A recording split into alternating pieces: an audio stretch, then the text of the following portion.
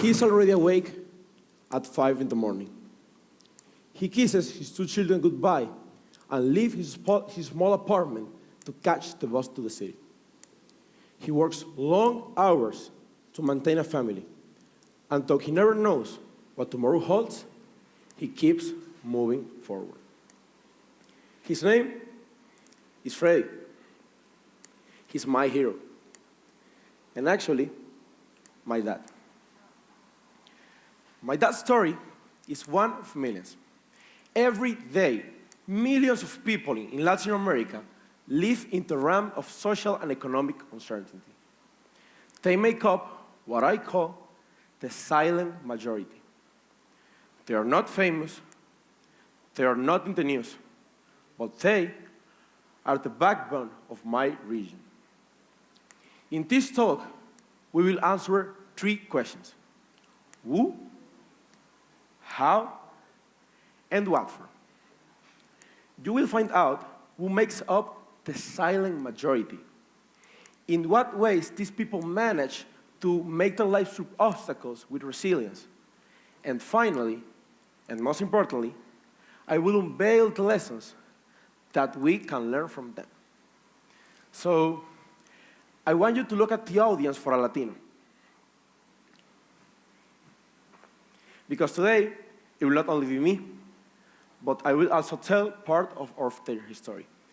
So, I would like to use this picture to explain. Last year, at our school South American Week, we received this sticker. It says, "I am Latin America, a people without legs, but who walk."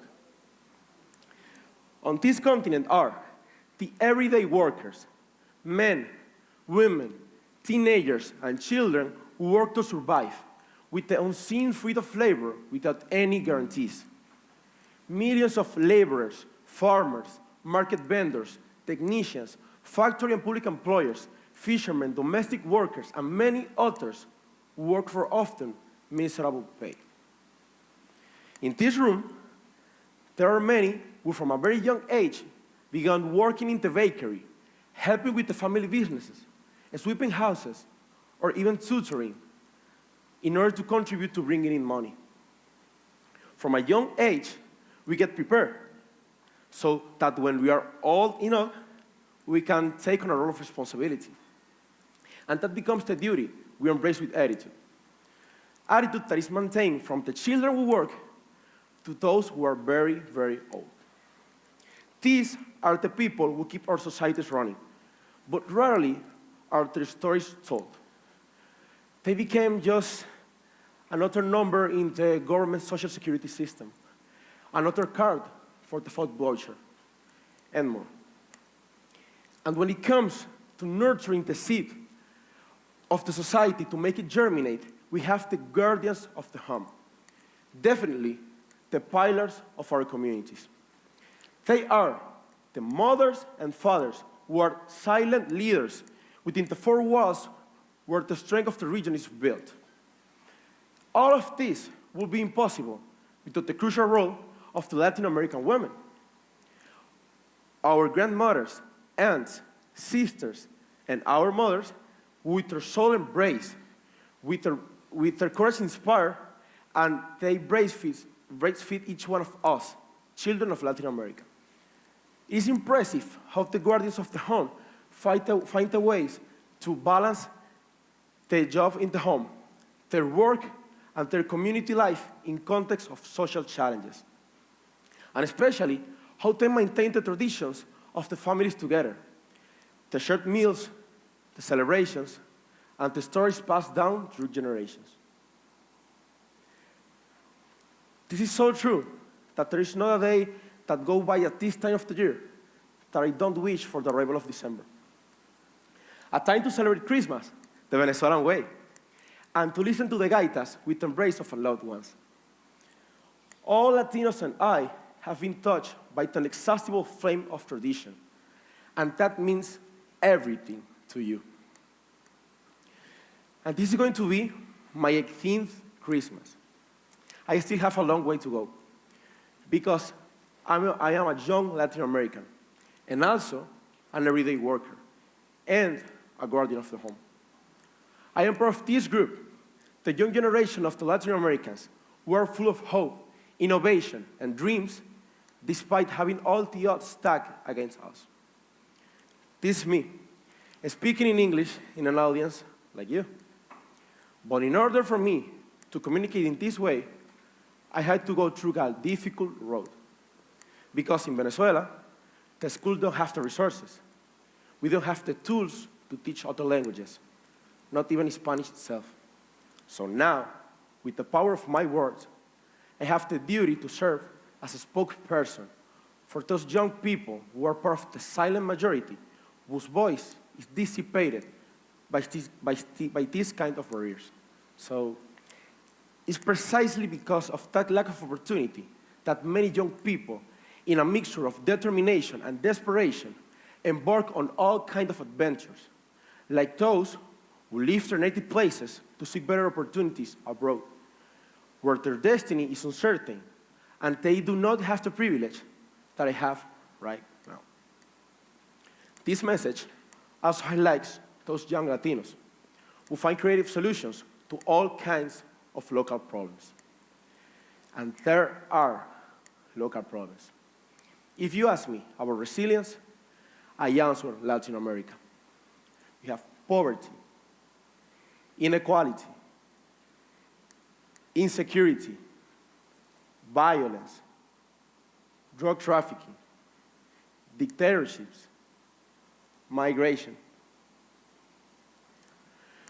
Like that of the almost 8 million Venezuelans who migrate and leave the country to spread out all over the world in search of refuge, entry, or escape. To get away from political instability, economic hardship, and violence. On top of all of this, the Latino doesn't get lost.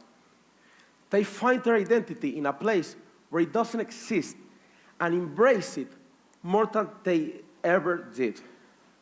Of the many who migrate, there are many who persevere with optimism, hard working, and without complaining.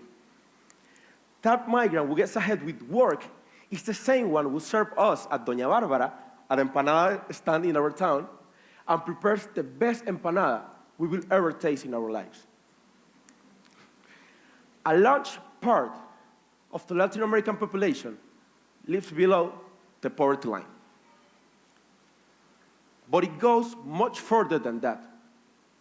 I believe that the Latin Americans are located in the periphery of the world. The silent majority is relegated from the international narrative. We do not adapt. But neither are we shocked by our situation. And it becomes a limbo, a gray area where we don't really know what's going on. And in the face of uncertainty comes invisibility. And how difficult is to say this, but how revealing the bucket of cold water can be. Because it is in environments like this, EWC, that one can contemplate other ways of living life. And others in the world can see my way of seeing life. And in an act of almost cultural exchange, those voices are amplified. Now, everything converges on the most important thing. What can the global society learn from this silent majority? I want you to look at the palm of your hand, because we have the exact fingers to count these top 5 lessons. On the top, we have resilience in the face of adversity.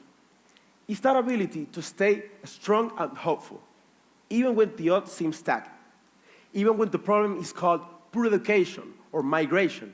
The resilience they show in everyday life is a reminder of how to persevere, adapt, and never lose hope.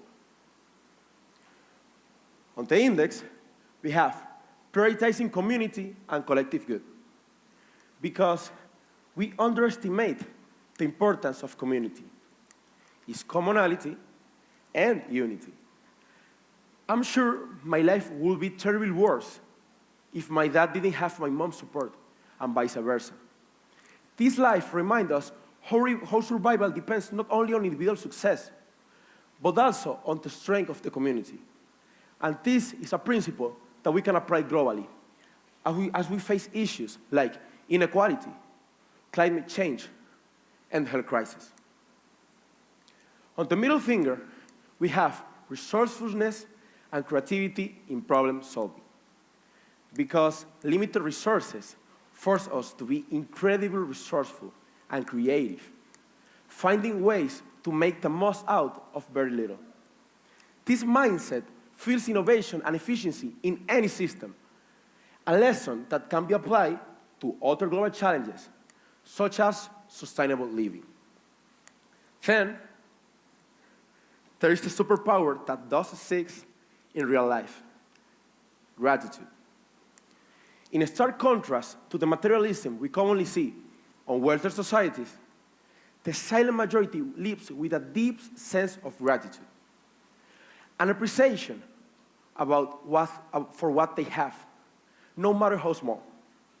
This mentality invites us to embrace the little things in life and teach us how material goods are not always the key for happiness or fulfillment. On the ring finger, the finger of commitment, I invite you to always be grateful. And on the little finger, I invite you to make a promise, to live with simplicity and purpose.